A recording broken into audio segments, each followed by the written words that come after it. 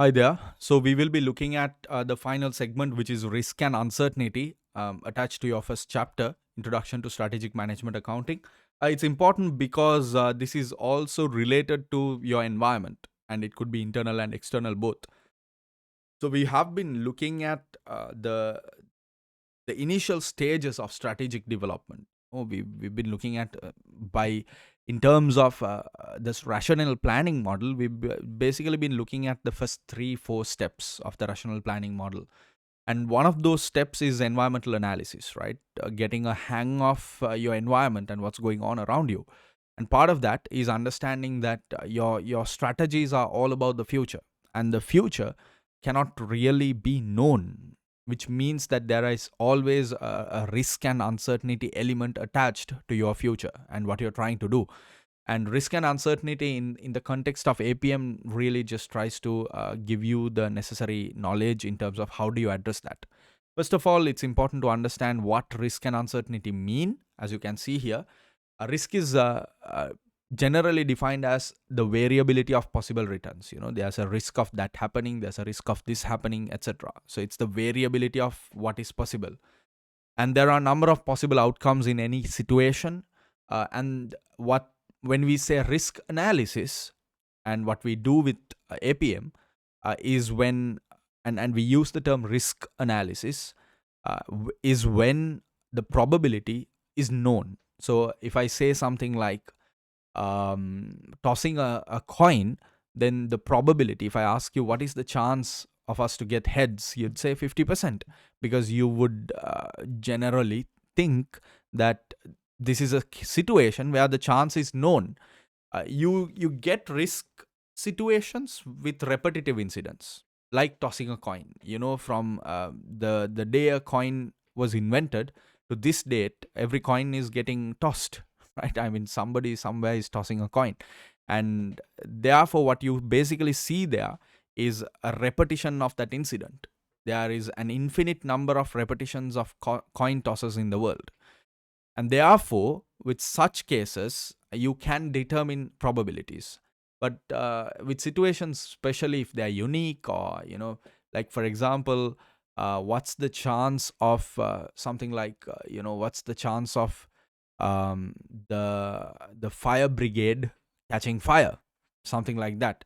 So you would generally think that this is a very rare incident. It's an incident that, I mean, the fire brigade itself, who are there to prevent fire from happening, what's the chance of them getting fire? So that would be extremely rare.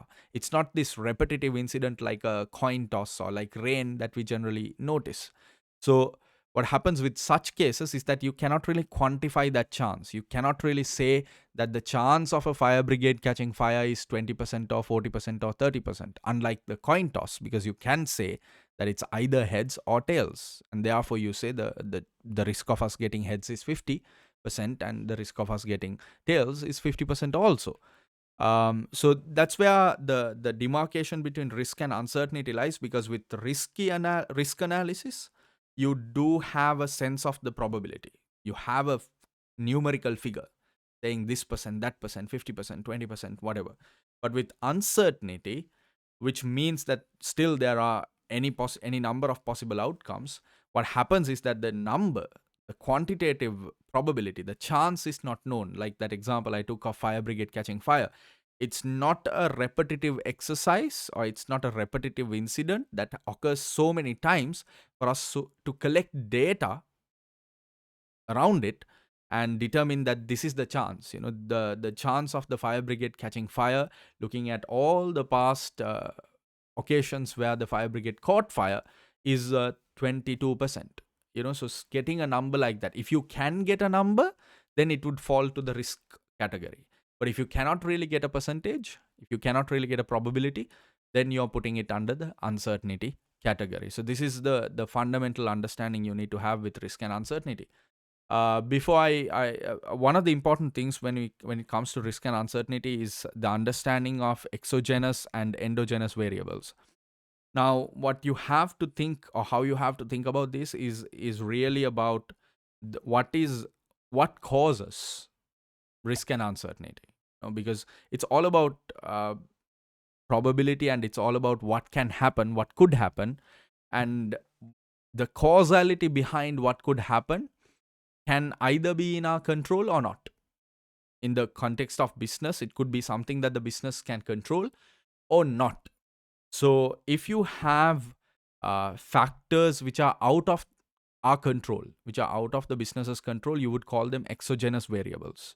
It could be, it could be political issues, it could be government related issues, it could be state of the economy, competitors' actions. So you cannot really control these things.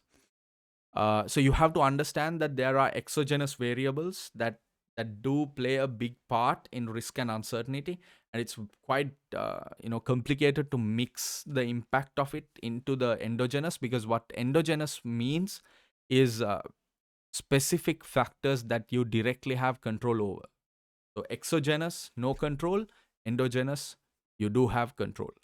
Now, what causes risk and uncertainty? A mix of both. You don't ever get a situation where it's purely exogenous or it's purely endogenous. That's extremely rare, if not, I mean, in according to my faith, if you think of my faith, I believe that God is the cause of everything. So this is a completely exogenous variable. But I also believe that we have limited free will, that man has some say in what they decide. So which means it is endogenous also. So it's a good balanced mix of both exogenous and endogenous. So this is the same thing with companies. When they're trying to make decisions with regard to sales, you take something like the number of units you sell. Of course, demand plays a big factor. So part of demand could be exogenous, because there could be consumers who have never seen your marketing, who have never come across your product, who have never heard of customer feedback, but they're just looking for something. Maybe they're new to the country and they just saw your store and they walked in and they buy your product. So this is a situation of a pure exogenous impact, where you had no influence over that particular sale. But then there could be another group of customers who have come through Google reviews, or customer feedback, or they already know, or they've been old customers or whatever. So something has influenced, or your branding, your marketing, you're spending millions of dollars on marketing, that it has affected that particular customer and they've come.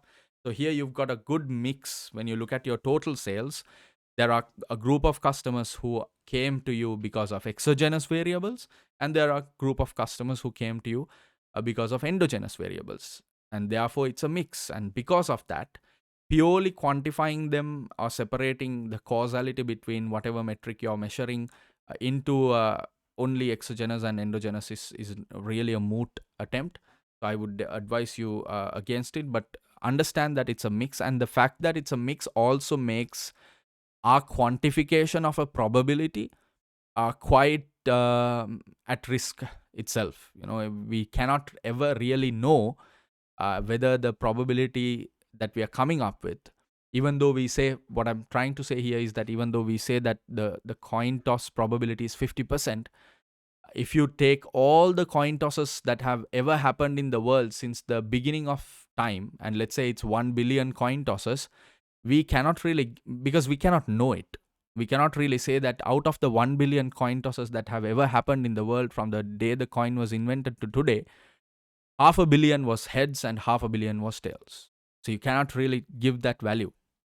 So you're just, so it's really a loose theory in that sense, but you don't have to get into that kind of deep thought into probability theory. Just understand that risk and uncertainty is where risk is quantified risk and uncertainty is non-quantifiable. Understand that the causality behind this uncertain and risky situation can cause or can occur due to exogenous, which is factors without your control or you have no control over, or endogenous and endogenous, where you do have some factors where you have some control over.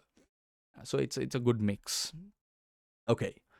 With that, I close this particular component. We will be looking at the different methods of risk and uncertainty in the next segment.